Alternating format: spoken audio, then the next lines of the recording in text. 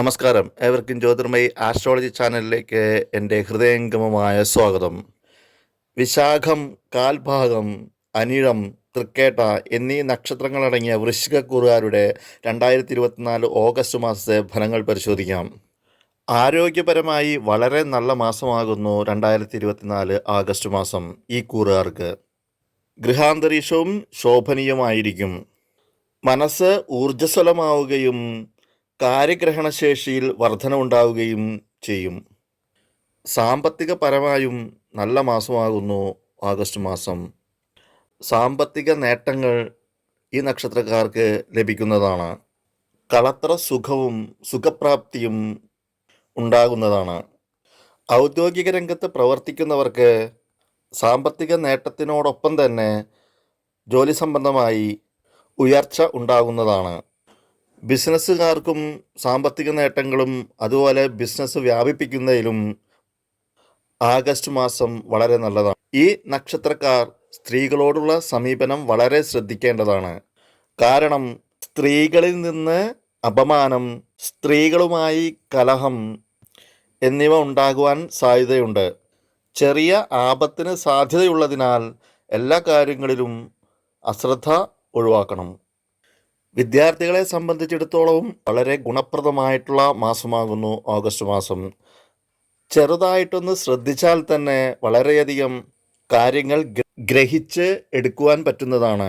ഇനി ഈ നക്ഷത്രക്കാരുടെ ഓഗസ്റ്റ് മാസത്തിലെ ശുഭഫലങ്ങളും അശുഭഫലങ്ങളും പരിശോധിക്കാം. ആദ്യം ശുഭഫലം എടുക്കാം. വ്യക്തിപരമായ കാര്യങ്ങൾക്കും ഗൃഹസംബന്ധമായ കാര്യങ്ങൾക്കും 14-ാം തീയതിയും 18-ാം തീയതിയും 24-ാം തീയതിയും ശുഭപ്രദമാണ്. സാമ്പത്തിക ക്രയവിക്രയങ്ങൾക്ക് 7-ാം തീയതിയും 8-ാം തീയതിയും 9-ാം തീയതിയും വളരെ നല്ലതാണ്. യാത്രകൾക്ക് 6-ാം തീയതിയും 7-ാം തീയതിയും 26-ാം തീയതിയും ശുഭപ്രദമാണ്. വസ്തു സംബന്ധമായ കാര്യങ്ങൾക്കും വിദ്യാഭ്യാസപരമായ കാര്യങ്ങൾക്കും 6-ാം തീയതിയും 7-ാം തീയതിയും 18-ാം തീയതിയും ശുഭപ്രദമാണ്. കുട്ടികൾ, ഊഹക്കച്ചവടങ്ങൾ എന്നിവയുമായി ബന്ധപ്പെട്ട കാര്യങ്ങൾക്ക് 7-ാം തീയതിയും 8-ാം തീയതിയും 9-ാം തീയതിയും ശുഭപ്രദമാണ്. സേവനങ്ങൾക്ക്, അതായത് സർക്കാർ സംബന്ധമായിട്ടുള്ള കാര്യങ്ങൾക്കും സർക്കാർ ജീവനക്കാരെ സംബന്ധിച്ചിടത്തോളവും 7-ാം തീയതിയും 25-ാം തീയതിയും 27-ാം തീയതിയും ശുഭപ്രദമാണ്. പാർട്ട്ണർഷിപ്പിന് 24-ാം തീയതിയും 25-ാം തീയതിയും 26-ാം തീയതിയും ശുഭപ്രദമാണ്. ഇൻഷുറൻസ് സംബന്ധമായ കാര്യങ്ങൾക്ക് 14-ാം തീയതിയും 24-ാം തീയതിയും 25-ാം തീയതിയും ശുഭപ്രദമാണ്. ഔദ്യോഗിക രംഗത്ത് പ്രവർത്തിക്കുന്നവർക്കും ബിസിനസ് ചെയ്യുന്നവർക്കും 7-ാം തീയതിയും 8-ാം തീയതിയും 9-ാം തീയതിയും ശുഭദിനങ്ങളാണ്. ഇനി അശുഭ ദിനങ്ങൾ ഏതൊക്കെയാണെന്ന് പരിശോധിക്കാം. വ്യക്തിപരമായ കാര്യങ്ങൾക്കും ഗൃഹസംബന്ധമായ കാര്യങ്ങൾക്കും 2-ാം തീയതിയും 12-ാം തീയതിയും 20-ാം തീയതിയും അശുഭങ്ങളാകുന്നു. സാമ്പത്തിക ക്രയവിക്രയങ്ങൾക്ക് 12-ാം തീയതിയും 16-ാം തീയതിയും 22-ാം തീയതിയും അശുഭങ്ങളാകുന്നു. യാത്രകൾക്ക് 2-ാം തീയതിയും 16-ാം തീയതിയും 22-ാം തീയതിയും അശുഭങ്ങളാകുന്നു. വസ്തു സംബന്ധമായ കാര്യങ്ങൾക്കും വിദ്യാഭ്യാസപരമായ കാര്യങ്ങൾക്കും 3-ാം തീയതിയും 4-ാം തീയതിയും 12-ാം തീയതിയും അശുഭങ്ങളാകുന്നു. കുട്ടികൾ, ഊഹക്കച്ചവടങ്ങൾ ഇവയ്ക്കൊക്കെ 11-ാം തീയതിയും 12-ാം തീയതിയും 20-ാം തീയതിയും അശുഭങ്ങളാകുന്നു. സേവനങ്ങൾക്ക് 3-ാം തീയതിയും 4-ാം തീയതിയും 20-ാം തീയതിയും അശുഭങ്ങളാകുന്നു. പാർട്ട്ണർഷിപ്പിന് 1-ാം തീയതിയും 2-ാം തീയതിയും 20-ാം തീയതിയും അശുഭങ്ങളാകുന്നു. ഇൻഷുറൻസ് സംബന്ധമായ കാര്യങ്ങൾക്ക് 1-ാം തീയതിയും 2-ാം തീയതിയും 22-ാം തീയതിയും അശുഭങ്ങളാകുന്നു. ഔദ്യോഗിക രംഗത്ത് പ്രവർത്തിക്കുന്നവർക്കും ബിസിനസ് ചെയ്യുന്നവർക്കും 3-ാം തീയതിയും 4-ാം തീയതിയും 20-ാം തീയതിയും അശുഭങ്ങളാകുന്നു.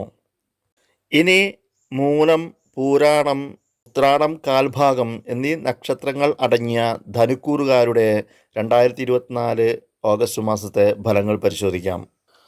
ആരോഗ്യ സംബന്ധമായി വളരെയധികം ശ്രദ്ധിക്കേണ്ട സമയമാകുന്നു ഓഗസ്റ്റ് മാസം. ഗൃഹാന്തരീക്ഷം ശ്രദ്ധിച്ചില്ലെങ്കിൽ അത്ര ശോഭനീയമായിരിക്കുകയില്ല. പങ്കാളികൾ തമ്മിൽ കുറച്ച് ദിവസങ്ങൾ മാറി നിൽക്കുവാനുള്ള ഒരു സാഹചര്യം വന്നു ചേരുന്നതാണ്. ആത്മീയ കാര്യങ്ങളിൽ വളരെയധികം താല്പര്യമുണ്ടായിരിക്കും. സാമ്പത്തികപരമായി നേട്ടങ്ങൾ ഉണ്ടാകുമെങ്കിലും പരിമിതമായിരിക്കും.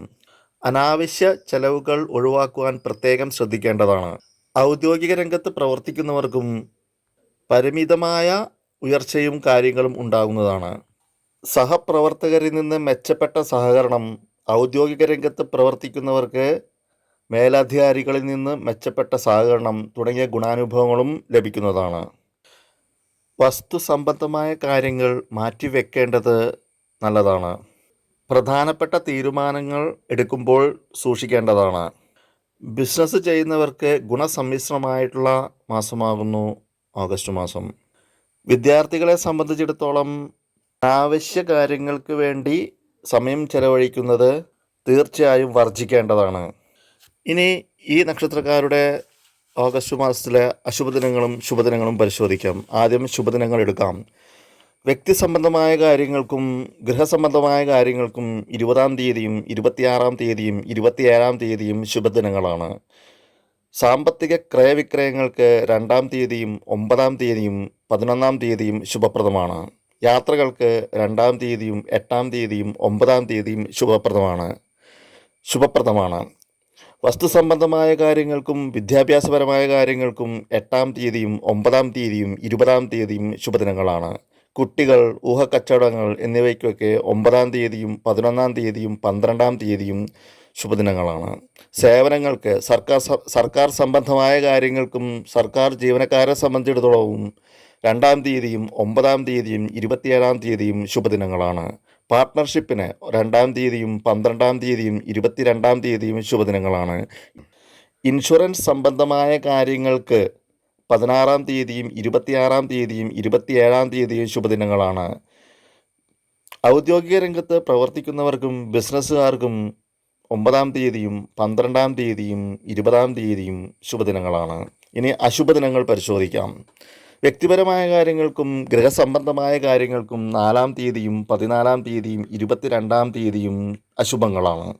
സാമ്പത്തിക ക്രയവിക്രയങ്ങൾക്ക് 14-ാം തീയതിയും 24-ാം തീയതിയും 25-ാം തീയതിയും അശുഭങ്ങളാണ്. യാത്രകൾക്ക് 3-ാം തീയതിയും 18-ാം തീയതിയും 24-ാം തീയതിയും അശുഭങ്ങളാകുന്നു. വസ്തു സംബന്ധമായ കാര്യങ്ങൾക്ക് 6-ാം തീയതിയും 7-ാം തീയതിയും 14-ാം തീയതിയും അശുഭങ്ങളാകുന്നു.